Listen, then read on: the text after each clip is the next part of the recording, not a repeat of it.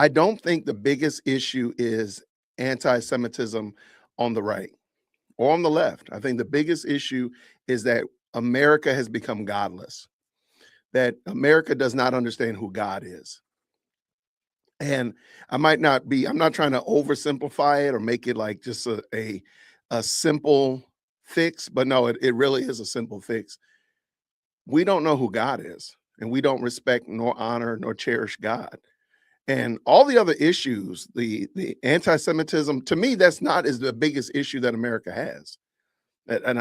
Maybe I'm just oversimplifying it, but there's a lot of problems that are right here at 123 Main Street before you even worry about what's going on in a sliver of land 9 time zones away. There's a lot of problems right here in the United States that don't have nothing to do with Israel. I mean, you're talking to a black man and you're asking him about anti-Semitism. What about black on black crime? What about black birth rates? What about black marriage rates? What about black literacy rates? There's a lot of other things that we could be talking about than just anti-Semitism. Is it a problem? Absolutely. Is it the biggest problem? No. The biggest problem is that we don't know who God is. We don't cherish God. We disrespect God.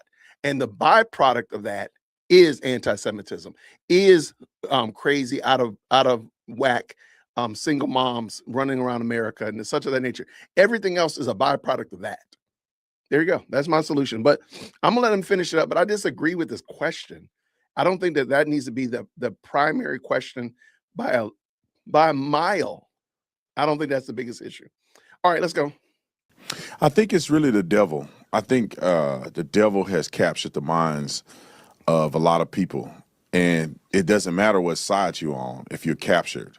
That means on this side, you weaponize empathy. On this side, you have your weaponization on this side as well, no matter if you're right or left. I mean, if you believe in God and you have a relationship with God, you read your Bible.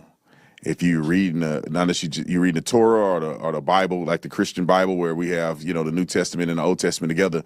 If you're reading the book, there's no way on God's green earth that you can have the perception and you can look at the world like the far left or the far right. To have these unjustifiable, unverified claims against Israel is asinine. For people to think that Erica Kirk is somehow in a pedophilic ring or something of that nature is so bizarre and evil, is crazy to me.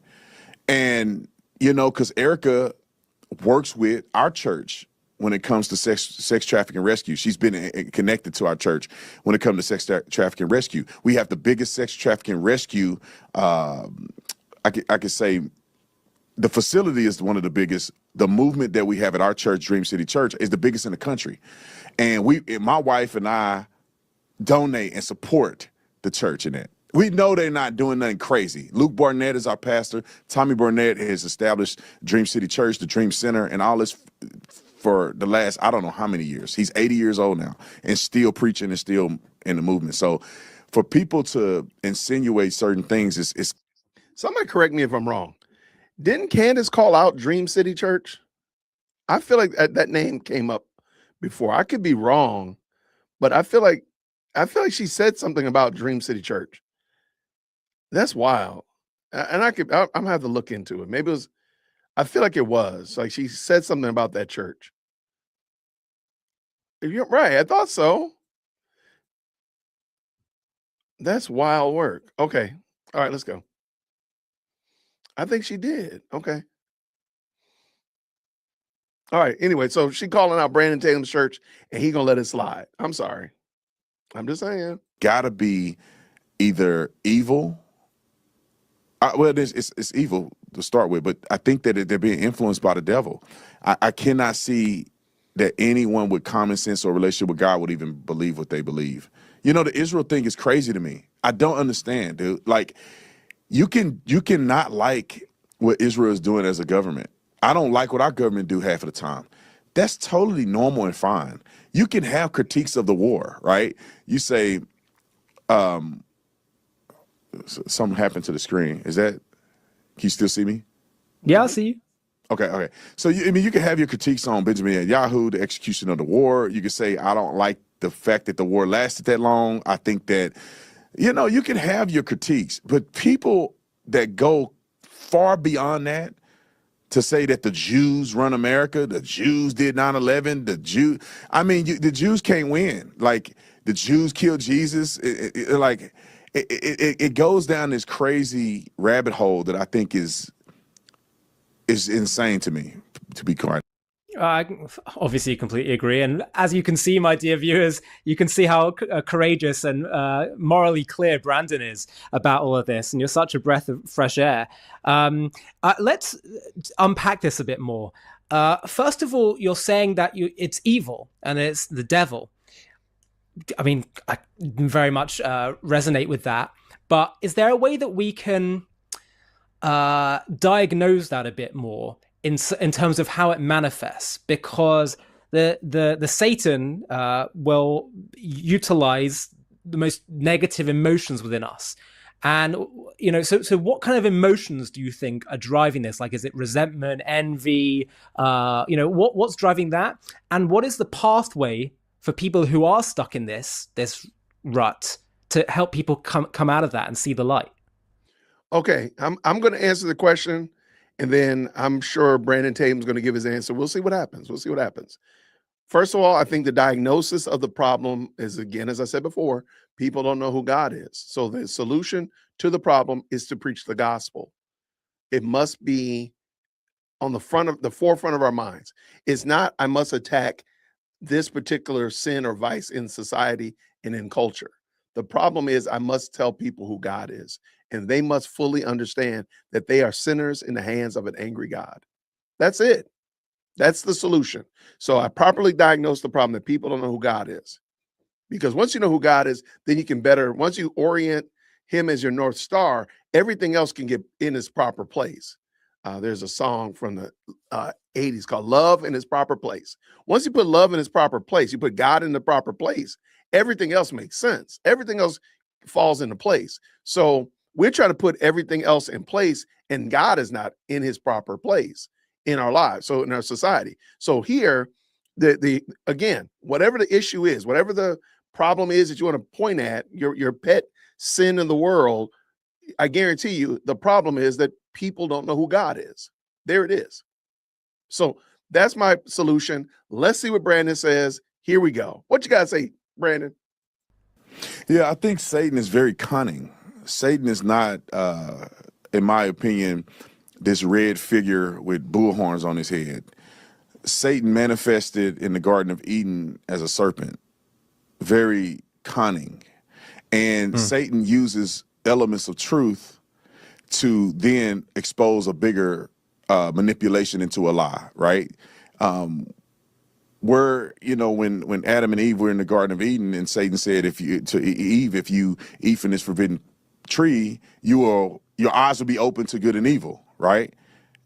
And you will become like God. He wasn't lying.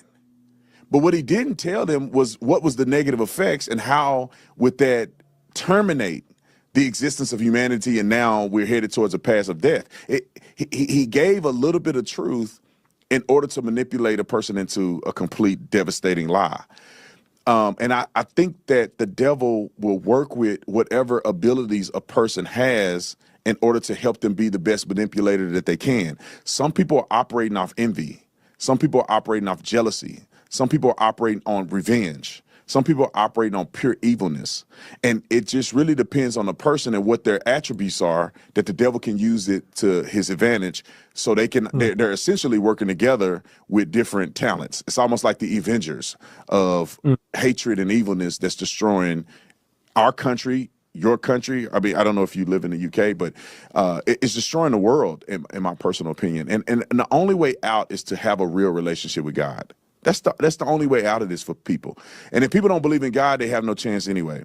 But if you believe in God, the only way out is to really take your own biases aside, pick up the book, and read what the Lord said. Read what the prophets said. Read what Abraham said, the promises to Abraham. You read your Bible, and it should give you a perspective to come out of the rut. a lot of this, and I'll say, and I hate to say this, but I believe this with my whole heart. It starts from hatred of Israel, and everything devolves from there. You are susceptible to any lie. I'm sorry. That's again, I have no problem with our Jewish brothers and sisters. They come to Christ the same way that you and I do. The issue is not your hatred of Israel. Your issue is that you hate God. That's the problem. That is the $50,000 question, the $10 million problem, whatever it is, that you hate God. That's it. That's the issue. Is not no. I'm sorry, Brandon. That was not stellar by a mile. You missed that one by 4 days. Like, for real. No, the issue is that we don't love God. We don't choose God. That's it. That's the problem. Go on. Can you elaborate on that a bit more? Yeah. So like when I watched the denigration of influencers that I used to like, that I thought at one point were very prominent and reasonable, and I see the denigration that don't just involve Israel alone. It degrades to falsehoods and false realities and manipulation in every other aspect of society. And I think it all starts from hatred of Israel. I think it all starts from, like, see, that's what I'm saying. Like, this argumentation is really boneheaded. And again, I got no problem with Jewish folk, but like, let me ask you a question. What we see right now going on in Mexico, we watched that at the beginning of the show. We watched the attacks going on in Mexico. Please explain to me how that has anything to do with Israel. I just want to know. Let me know. Please tell me in the chat, how does that work? Like, what we saw going on in Mexico right now with the cartels running amok, murdering and causing mayhem. How does that got to deal with somebody who hates Israel? I'll wait. Like, what are we doing? Like, that's ridiculous. Coming north of the border, anything going on in the United States. Tell me one of the crimes going on in the United States right now. Mamdani and his terrible, wicked leadership up there in New York. Whatever. What does that got to do with anything about Israel? I'm being for real. Like, help me out. Help me understand it. They hate God. That's the problem. It's not anything about Israel. I'm sorry, it's not. It is everything about, it has nothing to do with Israel. It has everything to do with the fact that they hate God. That's the problem. The sin issue is not going to be resolved by, oh, I love Israel. Because there's people who are sinners that claim that they love Israel and they hate God. That's not the problem. And I'm sorry, man. I'm sorry. I know you liked that episode. This is actually a clip from a larger live stream. The link is down in the description, so you can go check it out. I hope you enjoyed it, and I'll see you down there. Grace and peace.